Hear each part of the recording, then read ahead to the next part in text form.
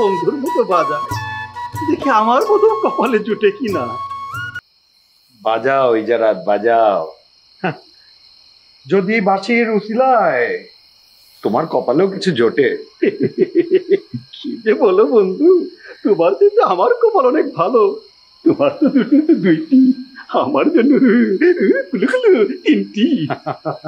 বাজিয়ে দেখো কি হয়।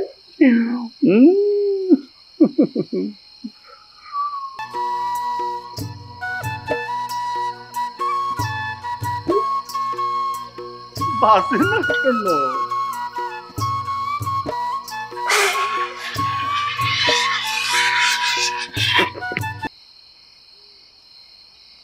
নাও তোমার তিনটে, এবার খুঁজে নাও।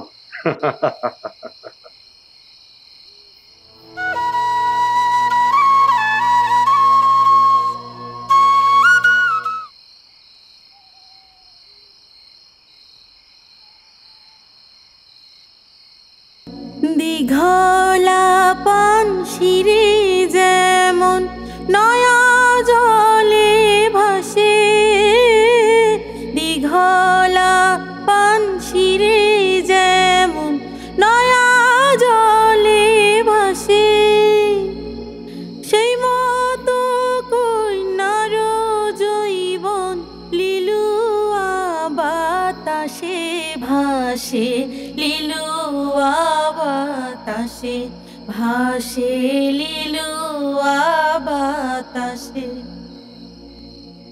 কাজল মেঘে সাজলো হাসি, বিজলির ছলা, কাজল মেঘে সাজলো হাসি, বিজলির ছলা।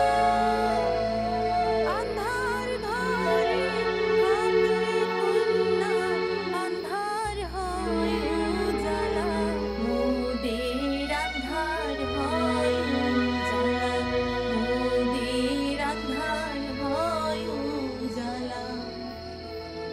দীঘলা পানশিরে যেমন নয়া জলে ভাসে, দীঘলা পানশিরে যেমন নয়া জলে ভাসে, সেই মতো কন্যার জৈবন লিলুয়া বাতাসে ভাসে, লিলুয়া বাতাসে ভাসে, লিলুয়া বাতাসে।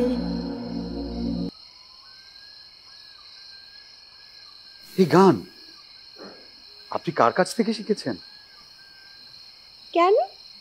এই পাখিদের কাছ থেকে, এই গাছের কাছ থেকে, চাঁদ তারা বায়ু সবার কাছ থেকে আমি শিখেছি। সবাই আমার গুরু। পৃথিবীতে পরমেশ্বরের যত সৃষ্টি আছে না, সবার কাছে আমি ঋণী। আর হ্যাঁ, আমার মা বাবার কাছেও। তারাই তো আমাকে যা শিখেছে এখনকার আমি সেই। আপনি সত্যিই ভাগ্যবান। সর্বশক্তিমান যখন আপনাকে বানাচ্ছিলেন, তখন বোধহয় অনেক অবসরে ছিলেন, কোনো তাড়াহুড়া করেননি তিনি। বেছে বেছে এই ব্রহ্মাণ্ডের সবচেয়ে দামি আর সুন্দর জিনিস দিয়ে আপনাকে চয়ন করে অনেক ধৈর্য ধরে তারপর এই সেরা নির্মাণটা করেছেন। এ যেন নিজের সৃষ্টিতেই স্রষ্টা মুগ্ধ। এভাবে বলবেন না, আমার লজ্জা লাগে। আর যদি সৃষ্টির কথা বলেন, আমাদের পরমেশ্বর যখন যেটা করছেন বা করে চলেছেন, সবই উনি যত্ন সহকারে করছেন। এই দেখুন, পাখির কলতানে শিখিয়েছেন সুরের মূর্ছনা, সেই সুরে দিয়ে দিয়েছে আলপনা, বানিয়েছে আপনাকে। দেখুন, এই বাঁশি দিয়ে আপনি কত সুন্দর করে সুর তুলেন। এগুলো তো আপনারই সৃষ্টি, তাই না গো? আপনার এই বাঁশির সুর প্রকৃতির সাথে মিলে কি সুন্দর হয়ে উঠবে আমাদের জীবন। বাহ, কত সুন্দর করে আপনি